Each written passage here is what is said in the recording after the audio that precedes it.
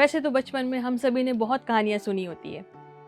कुछ कहानियाँ ऐसी होती हैं जो हमारे सोच, हमारे जीवन को बदल के रख देती हैं। कई बार जीवन में हमारी परेशानियाँ इतनी बढ़ जाती हैं, हमें लगता है कि हमारे आगे कोई रास्ता ही नहीं है, हमारा जीवन ही समाप्त हो गया। और ऐसे समय में क्या होता है, यही कहानियाँ हमें सपोर्ट करती है, हमें आगे लेके जाती है। इन कहानियों को हम क्या बोलते हैं? मोटिवेशनल स्टोरीज या प्रेरणादायक कहानियाँ। इन कहानियों का हमारे जीवन में, यानी प्रेरणादायक कहानियों का हमारे जीवन में एक अलग ही महत्व होता है। तो नमस्कार दोस्तों, मैं निशा नायक। स्वागत है आप सभी का हमारे अपेक्स क्लासेस के डिजिटल प्लेटफॉर्म पर। आज मैं आपके सामने एक ऐसी ही प्रेरणादायक कहानी लेके आई हूँ। तो इस कहानी का शीर्षक है आखिरी प्रयास। हो सकता है कि अभी इस समय किसी को इस कहानी की ज़रूरत हो और वो इस कहानी से मोटिवेट हो जाए। तो सुनिएगा ध्यान से मेरी कहानी। कहानी कुछ इस तरीके से है। एक बहुत ही बड़ा राज्य था। उस राज्य के अंदर एक बहुत ही प्रतापी, यानी बहुत ही स्ट्रांग एक राजा निवास करता था या रहता था। उस राज्य के अंदर एक बार एक विदेशी आगंतुक घूमने आता है।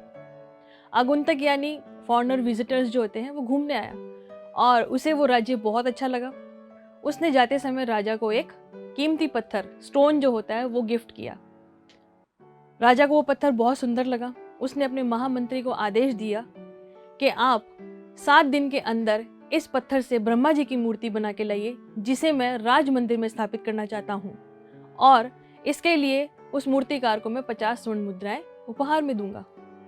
तो महामंत्री ये आदेश लेकर राज्य के अंदर जाता है और सर्वश्रेष्ठ मूर्तिकार जो होता है उस राज्य का, उससे मिलता है, उसे राजा का आदेश सुनाता है। कहता है कि राजा ने आपको आदेश दिया है कि इस पत्थर से ब्रह्मा जी की मूर्ति बनानी है 7 दिन के अंदर, जिसे वो राज मंदिर के अंदर स्थापित करेंगे, और आपको इसके लिए मिलेंगी 50 स्वर्ण मुद्राएं।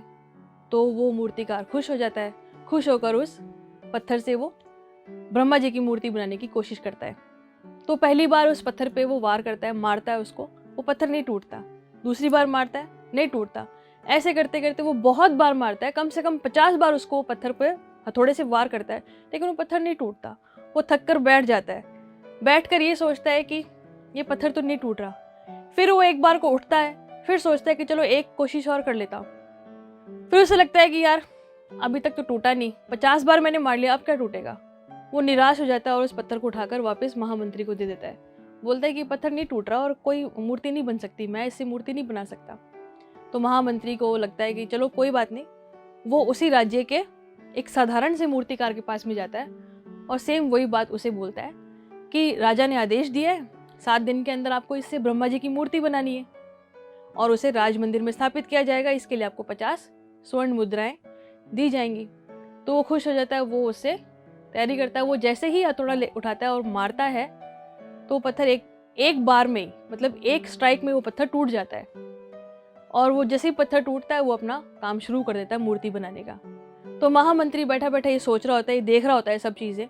वो कहता है काश वो उस पहले वाले सर्वश्रेष्ठ मूर्तिकार जो होता है, अगर उसने वो लास्ट या आखिरी प्रयास अगर उसने कर लिया होता तो ये 50 स्वर्ण मुद्राएं आज उस मूर्तिकार की होती। उसका ही आखिरी प्रयास ये साधारण मूर्तिकार ले गया और 50 मुद्राएं जो है इसे हम दे रहे हैं आज। तो दोस्तों, इस कहानी से आपको क्या शिक्षा मिली? The moral of the story is what, कि कभी कभी क्या होता है, हम समस्या से इतने घिरे होते हैं, हमारे जीवन में कभी कभी ऐसी परिस्थितियां आ जाती है कि हम समस्या से घिर जाते हैं और उन्हें सॉल्व करते हैं। जब हम 1-2 बार ट्राई के अंदर हमें लगता है कि अब हमारा कॉन्फिडेंस जो है थोड़ा सा लूज हो गया है, हम थोड़े ढीले पड़ जाते हैं और हम उस प्रॉब्लम को अपने जीवन की परिस्थिति मानकर उसे छोड़ देते हैं कि ये हमारा भाग्य है, ये हमारे किस्मत में लिखा हुआ है, जबकि ऐसा नहीं होता है। हमें क्या करना चाहिए?